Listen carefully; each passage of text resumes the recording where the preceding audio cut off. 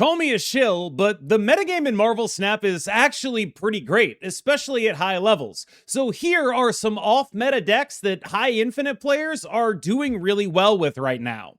I have always been a huge fan of the Hammer Bros archetype and the way it bridges being a Serra-ish tech type deck with a combo-ish Odin type of game plan as well. I find this ability to pick and choose which kind of deck you want to be in any given matchup a really compelling thing.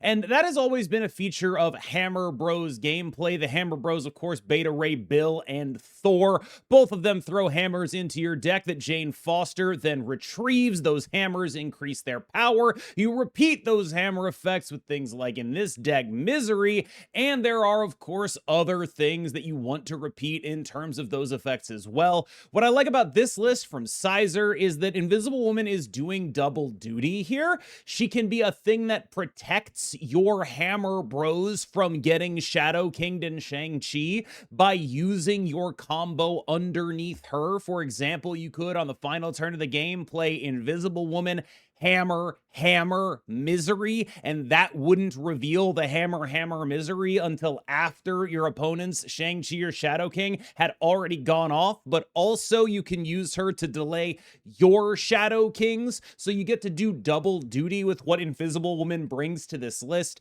I'm a big fan of the Hammer Bros archetype, and it's really nice to see it succeeding to the degree that it's been able to recently in the hands of Sizer. I've talked a lot on this channel about the small interactive version of the Move Merge deck, but this is maybe an estranged cousin, a larger, less interactive, more combo-oriented version of the multiple man Human Torch style of gameplay. The smaller version leans on Juggernaut and Cosmo and a bunch of small movers to use multiple man on his own. This version is looking to use the cards like Phoenix Force and Symbiote Spider-Man to create enormous multiple men, enormous Human Torches, and then slam the door shut by either moving them around with Heimdall so you have so many points of power that it just doesn't even matter anymore, or by preventing interaction from happening with Eliath. This is a deck that has a lot of combo lines in it, and I think it's, as a combo deck, fairly underrated right now because there's just a lot to be said in this metagame, where I think one of the big drivers of this metagame is people just really wanting to play fun mid-rangey decks, especially with Venus. So there's a lot of just fun mid-rangey stuff running around. One way to deal with a metagame that is full of fun, interactive, mid-rangey stuff is say, actually, hold on now, cut it out, I'm comboing over the top of you. And I think that's the basic pitch for this list, which is just, I'm gonna do something as stupid as I possibly can with this, and in the course of doing that thing that is pretty stupid, I am gonna fill up my board with things ranging from 9 to 15 power, and you're just gonna have to deal with that. Good luck! We can see a fairly similar approach being taken here by Cougar. This has been a pet deck of his for an extended period of time. He just loves playing things that make Gorr cheap. And I think in a metagame like this, again, we're talking about a fairly mid-rangey one that is not actually playing as much Mobius as it previously was. And the big reason for why we're in such a good metagame right now, or such a unique and generally low-power environment, I think part of it is Venus's release, and the other part is the nerf to TOV, because Techno-Organic Virus was previously occupying a space that was just full of tech cards, and that meant it sort of sat on top of every other mid-range deck because it was doing as many points as them, but also had all of this tech, and there was just no reason to really play anything else if you wanted to play an interactive mid-range deck. It was either Techno-Organic Virus for the mid-range or one of the combo decks, right? And that is a really notable thing. And by the way, I'm grouping Supergiant in with Techno-Organic Virus decks here because really what I'm secretly talking about is the super type of Wilson Fisk decks. Those are the decks that were like previously running things that are now no longer in nearly as guaranteed of a way running things, but Wilson Fisk and then things that slam the door, whether they be tech cards or Supergiant tech cards, they're kind of the same thing, right? And so this is a reaction to that, is that we are allowed to do a lot more ways of making points now that a deck that runs around playing 5 tech cards that definitely was playing Mobius, especially with TOV, is no longer running the metagame. And I think that that has allowed different ways of doing, I'm going to get points. And Marvel Snap sort of fundamentally, it's a game about points, and it's a game about taking your opponent's points away. And one of the things that I think tech cards do when they're prominent is they limit you to whatever point package is the most immune to them. It's not a coincidence that old TOV was also kind of a little immune to Mobius, right? That kind of limiter on the metagame has now been removed, and there are a bunch of ways to get to a competitive level of points now, this being one of them. Another deck that benefits hugely from the removal of probably the only deck that could afford to play a Stardust, Techno-Organic Virus's previous form, from the metagame is Hela. But I do want to point something out about this Hela list. It's that it's actually very much a minimalist Hela list. A lot of what this deck is doing is just, I'm playing some stats. Like, you have a lot of games where you're just like, I'm going to play a Kraglin. I'm going to play a Jubilee. I'm going to blink that Jubilee. Like, there's just a very fair amount of numbers in here that are, like, it's secretly a Hela deck still, don't get me wrong, but it's also a deck that's just very capable of playing some big numbers as a deck of that nature, and I think that's a really interesting direction for this to take. Obviously, this list comes from our Hela correspondent, Denish, who has basically always been the Hela guy. And don't get me wrong, there's still a lot to be said for doing something like Lady Siffing a Fin Fang Foom and having your Sith be the Hela. Like, that's awesome. We love doing that. But this is a deck that is just able to maneuver its way through games without focusing on big Hela as the only option here. And I think that's a pretty compelling thing to do. This is not the first deck we've seen playing around in Kraglin Monstro space. I'm not like sold on it as a top tier archetypal thing, but I am relatively sold that I do expect to see some Kraglin Monstro decks every so often, and then it's not a surprise necessarily to see one when you see the other, although I do think Kraglin pretty significantly the better card here. From Gamer, a Cerebro 4 list, but honestly, this isn't even the only Cerebro list we're going to talk about today. Cerebro 4 is a powerhouse of a deck, and I think as Cerebro 4 has sort of matured as an archetype, a lot of the utility of it is that it got to be an Invisible Woman Shadow King deck. That's not what this version is doing. This version is looking for Magus and Warlock to make your floated energy actually relevant to what this deck is going to do to advance your game plan. When you double up on those cards, it becomes much, much stronger to use either one of them. This also means that because so many of the cards in this deck are so cheap, you get a ton of real surprise value on the final turn of the game, and that's really powerful as well. Like, don't get me wrong, we're not cutting Shadow King in the metagame that we're in, or like probably ever in any metagame based on the last few months of Marvel Snap, but what this deck gets to do is actually pretty sick. There's some really interesting stuff in here. Spider-Man, I specifically want to call out, is shockingly good against Captain Carter decks, like kind of unbelievably good at messing up what they're trying to do and making things awkward for them, and that's a really powerful thing to be doing, and you already have Shadow King for that matchup, and you're using Magus to copy something interesting, and then you're also getting additional discounts off the Warlock, and you can go super tall with things like Iron Man and Prodigy and distribute points into a bunch of weird lanes because you have Jeff and Claw. You can get across lanes very well. There's just a lot to be said for this just being a good deck. If there's a big weakness here, it's that this is probably the weakest two locations Cerebro deck that you're going to see. Your best location remover is Nocturne, who needs a turn to work. You don't have a Scarlet Witch, and you don't have room for Luke Cage. And I think that those are definitely going to be things that you run into here. Cerebro 6, which is the other one we're going to talk about in just a second, has a similar weakness. The bigger the numbers in the Cerebro deck get, the less free it is to include something along those lines that can actually alleviate your big weaknesses as being a Cerebro deck. So I do suspect that this list will demand a little bit of aggressive snapping and understanding of ranges to when you know to feel confident to snap. That is important, but I also think that there is just a shocking amount of power in this list, and I don't see a lot of people playing it.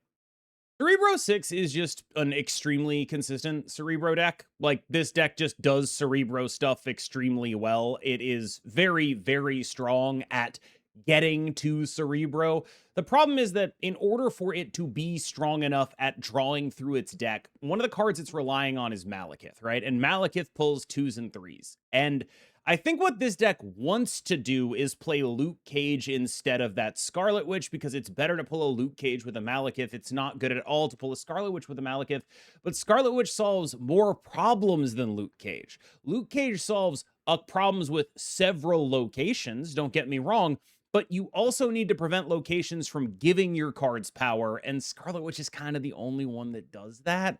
And so while I do think that there's an interesting dynamic going on with this deck specifically, by the way, like Cerebro 6 is the bigger the number in the Cerebro, the pitch is usually when the number gets bigger, you become less reliant on Cerebro, right? Because you're running more good cards. I think Cerebro 5 is a great example where it's like, we don't even really need to do this. But Cerebro 6 is actually uniquely about Cerebro of the big Cerebros, right? Because it is a deck that has Crystal Malekith Grandmaster, and so it can draw to its Cerebro very consistently, but also because it's a deck that has Moonstone, so it can multiply its Cerebro very efficiently. And all of that adds up into, weirdly, we do care a lot about this because our card quality, we don't have as many stats generators as Cerebro 5 does. Like, Cerebro 5 has Ancient One and Miss Marvel if you want to just like have a non-Cerebro way of winning. Our cards are not built for that. Our cards are actually built very much for the Cerebro game plan. And so because of that, I do think that we kind of just have to be a Scarlet Witch deck instead of a Luke Cage deck. We have to. I don't think we have a choice, even though that anti-synergy exists. Venus is, I think, pretty reasonably just one of the reasons this metagame is good. I have such a blast playing with and against Venus decks. They're all so fun and so interesting and so not tech pile-y that it's just hard not to enjoy them, right? This is, from Derek, an attempt at making a Venus deck a little bit more combo-y, not necessarily going the full Captain Carter direction with it, but just a little bit more combo-y. Let's just do some stuff that is combo-oriented here. We've got Mother Ascani, we've got Stick, we've got Prodigy for the Stick, we've got Prodigy for the Venus. Let's stack up a bunch of stuff. Let's play a bunch of good cards. Let's not go too far into the world of Marvel boys and a bunch of one-drops. Let's just play the good cards. Let's play the hits here and add in some combo ability. Elsa Bloodstone does cool stuff. You Elsa Bloodstone your Stick, then, or maybe you stick something, you Elsa Bloodstone the Prodigy that's hitting the Stick. Bunch of cool stuff that could possibly happen in this list. Lots of little intricate combos. If you're a fan of Venus decks, this is the Venusest Venus deck I feel like exists right now in Marvel Snap. Maybe the one with Bishop is a little bit more Venus-y, but this just gives you so many like fun little tricky entertaining things to do. Plus you get Jeff and Sam Wilson, so your Prodigy's just always doing something cool. There's just a lot of little cool, intricate things that make me feel good about this list, and I really do think that it's quite an enjoyable thing to play. And Venus specifically, I think, is so fun that people are just playing a ton of her, and I love it. I'm not sure that there's not a busted deck out there. I would believe if it was just like Captain Carter combos, I think we should have been playing the entire time, or like, you know, the TOV deck's just super busted and everyone just decided to stop playing it because this stuff was more fun. But it is absolutely a blast out there right now. The Lady Bullseye list is a list that I think I have a lot more respect for than a lot of other people. Like, I don't know if I would necessarily call this an off-meta deck. I think it's definitely just good enough to be on meta, in much the same way as I talked about things like Phantom X and the Juggernaut Cosmo version of the multiple man deck, where it's like, I don't think people know that these are meta decks necessarily, which by some metric means that they aren't, because meta deck is also a measure of popularity. It's a kind of non-specific terminology, right? But I do think that this is just a really solid deck that more people should be playing. Yes, you get owned by Mobius, but it's one of those things where, like I said, when you take all these tech cards out of the metagame, when the deck that plays all tech isn't dominating everything, there are a lot more routes to get to a similar point output, right? And much like some of the other decks we've talked about today, this is taking a route at trying to arrive to a certain point output that makes it good in this metagame. And yes, it is very vulnerable to Mobius, whether that be because of She-Hulk, whether that be because of Black Swan, whether that be because of Warlock. All of this stuff, Mother Ascani, is extremely vulnerable to Mobius and Mobius, but until people start seriously playing it, this feels like a really powerful point package that can do some really explosive stuff that people genuinely just simply do not have the proper amount of respect for. I have had people stay into places where I knew they were absolutely obliterated, but they're staying anyway because they're not entirely sure what's going on. Anything that is enabling you to do, and I talked about this when Lady Bullseye came out, Lady Bullseye, Mother Ascani, and Grandmaster, incredible cards to combo with each other. You play Mother Ascani on your Lady Bullseye. Your Lady Bullseye now costs 1. You Grandmaster that Mother Ascani. Your Lady Bullseye now costs 0. You play 3 Lady Bullseyes. They cost a total of 1 energy. And each one of them procs to give your opponent's board a total of -12. It's just so good. Like, it's just so good. That's just a really reasonable and powerful thing to do that in previous metagames, maybe it's not necessarily up to the power level of what you need, but you're not even just doing that. You're also doing Black Swan and Warlock that maybe your play is even cheaper than that, right? Like, you have so much ability to choose where your points are going. It's been a while since I played a deck that really stressed that kind of thinking. A lot of the dominant decks in recent Marvel Snap metas have been about, like, I'm pulling off my combo, and then I pulled off my combo, and it doesn't really matter where I put the points. And there's some of that in here because Lady Bullseye, of course, is not a targeted card. But I really do think that this has just been one of the more fun play experiences that I've had recently. And a deck like this being playable is an example of what I'm talking about when I'm saying the metagame is just really good right now. Like, it's just a very balanced, very straightforward thing like metagame where it's like, if you're just doing enough points, it's very hard to find something that's actually unplayable right now. And I don't know how long it'll last. Like, again, you know, you call me a shill, feel free.